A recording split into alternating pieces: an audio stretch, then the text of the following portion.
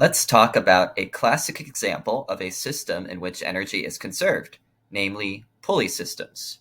It doesn't matter which kind of system you have, whether the pulley looks like this, or like that, or like this, energy will be conserved in the pulley system, the massless, frictionless pulley system that we usually deal with. Why are we looking at this? Well, if we can show that energy is conserved in pulley systems in general, then you don't have to prove energy conservation again whenever you encounter a pulley system. Instead, when you encounter a pulley system and you want to use energy conservation, you can go, oh, it's a pulley system. I know energy is conserved in it, and therefore I can use energy conservation for this problem. So what we are going to do is we are first going to prove that energy is conserved in pulley systems, massless, frictionless pulley systems. And then we are going to look at an example of using energy conservation to solve a pulley system problem. So first, the proof.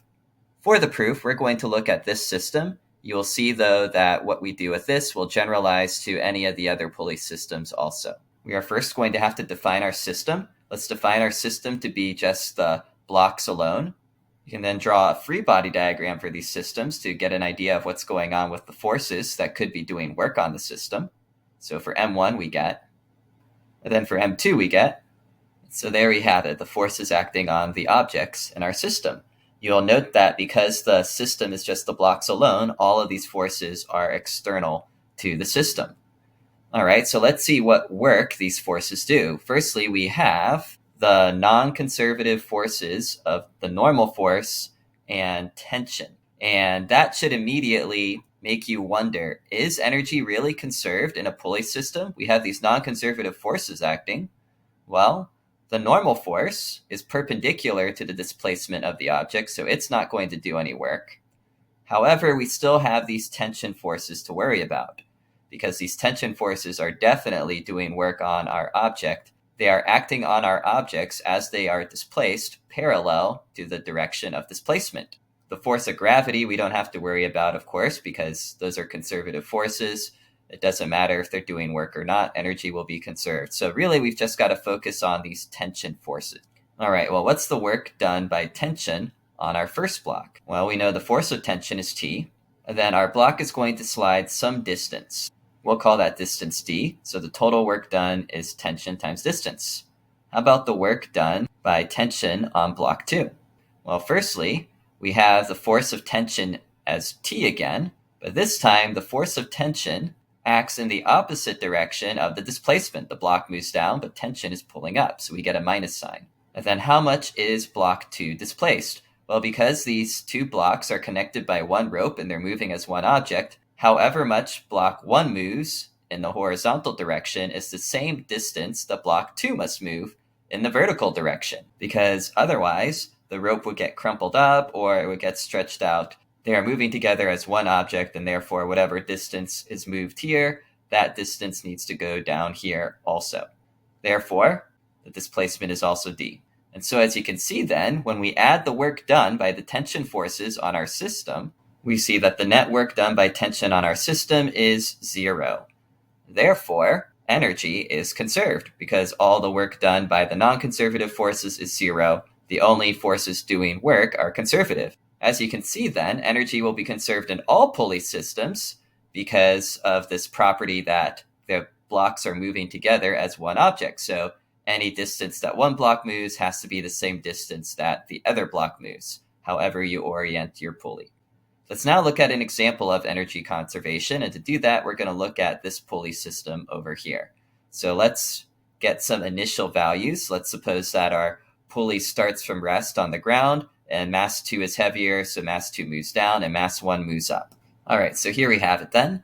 We have initial velocities of our system being 0, so the system starts at rest, and then mass 2 starts moving to the ground. And the problem we want to solve is, what is the velocity of mass 2 just before it hits the ground? To solve this, first note that the two blocks are moving at the same speed because they're moving as one object. So whatever velocity mass 2 has is the same as the velocity of mass 1, both in the initial state and final state, and in any point of their motion.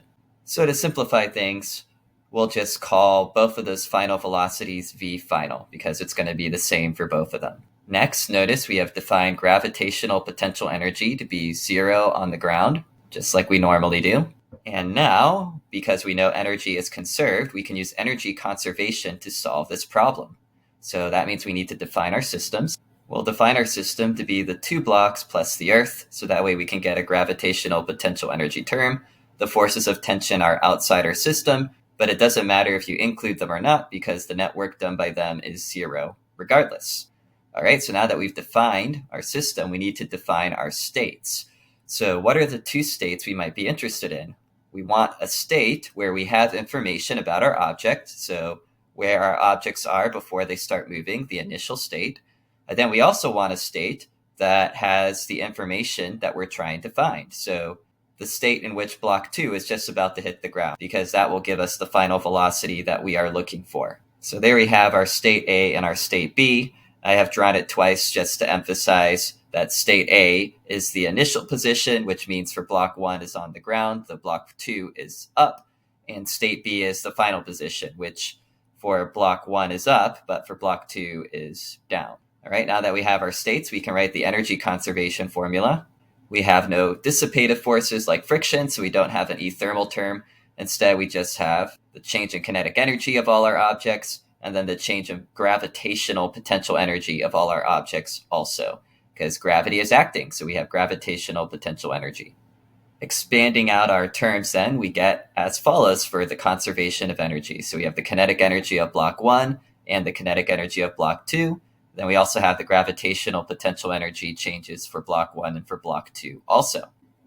Let's start writing down what the different terms are that we know. We know that the initial velocities are 0. We know that the final velocities are what I'm calling v final.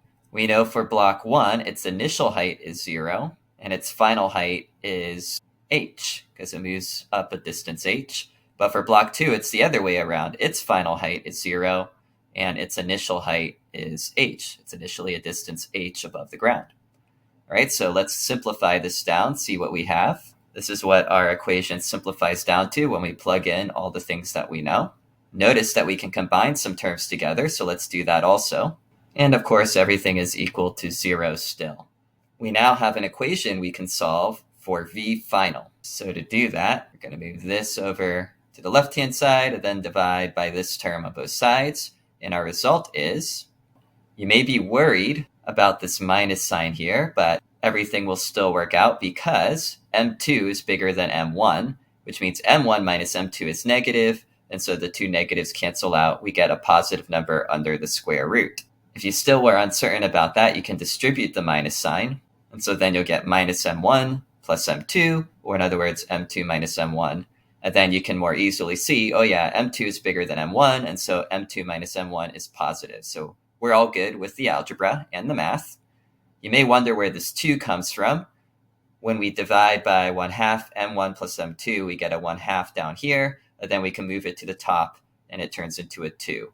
Or as sometimes is said, keep, change, flip. So that's where the 2 comes from. So there we have it. We solved for the velocity of block 2 just before it hits the ground, which also happens to be the velocity of block 1 at that moment in time also. We also have some numbers that we can plug in though, so let's do that and get a numerical result. So there we go, we've plugged all the numbers in. I forgot to give you an h value, so let's just say h is equal to 3 meters. As you can see, we now have this set of numbers to plug in. So then we can plop this in our calculator and we will get something out. Let's go see what it is. And we get 6.26 meters per second. So there you go. Now you have energy conservation with a pulley. Now you may be asking yourself, when might I want to use an energy conservation approach with pulleys versus using a Newton's second law approach? So here are some suggestions. The key thing is to ask yourself, what am I looking for? If you're looking for things like velocities or heights or maybe combinations of masses, then using an energy conservation approach is a very direct way to solve for those quantities. If, however, you are looking for information about the forces, like maybe you're trying to calculate the force of tension on the pulley system, then you must use a Newton's second law approach to solve for those forces, because forces don't appear here anywhere. How about acceleration? Well, the forces approach is a very direct way to solve for acceleration, but assuming you have a constant acceleration, like you usually do with these pulley systems, you can solve for acceleration using a kinematics formula after getting final velocity and height in your energy conservation equation. So it really just depends on what you're looking for and what you've been given. Clearly, energy conservation is an easier method, just one equation to solve, one unknown, but the forces approach might be necessary in some cases, especially if you have more unknowns, or if you directly want to find acceleration, or if you want to find forces.